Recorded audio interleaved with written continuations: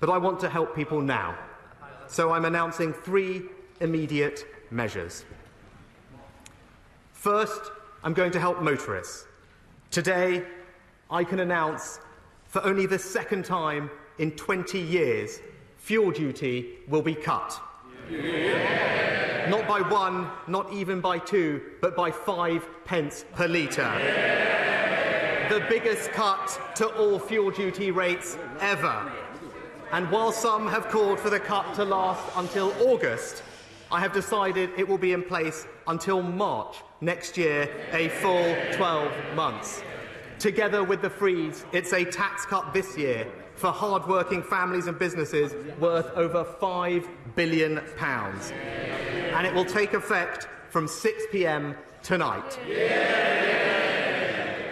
Second, as energy costs rise, we know that energy efficiency will make a big difference to bills.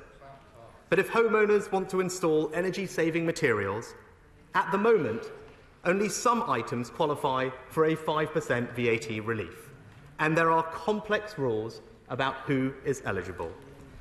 The relief used to be more generous, but from 2019, the European Court of Justice required us to restrict its eligibility. But thanks to Brexit, we're no longer constrained by EU law. So I can announce for the next 5 years, homeowners having materials like solar panels, heat pumps or insulation installed will no longer pay 5% VAT, they will pay 0. Yeah! We will also reverse the EU's decision to take wind and water turbines out of scope and zero-rate them as well. Yeah! And we will abolish all the red tape imposed on us by the EU. Yeah! A family having a solar panel set installed will see tax savings worth £1,000 and savings on their energy bill of over £300 per year.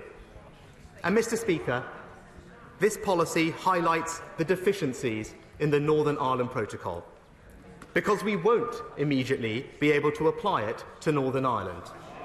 But we will be raising it with the Commission as a matter of urgency.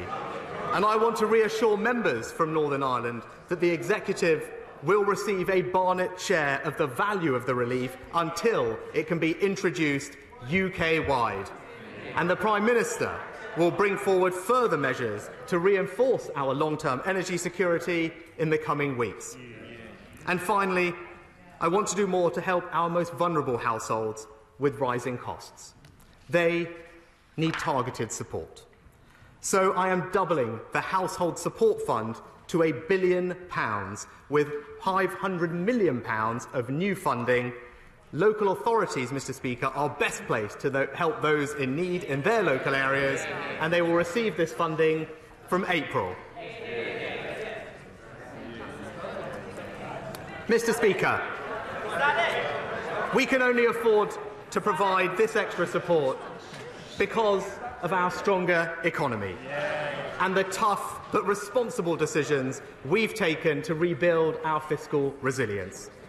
Today's forecasts confirm, even after the measures I'm announcing today, we are meeting all our fiscal rules.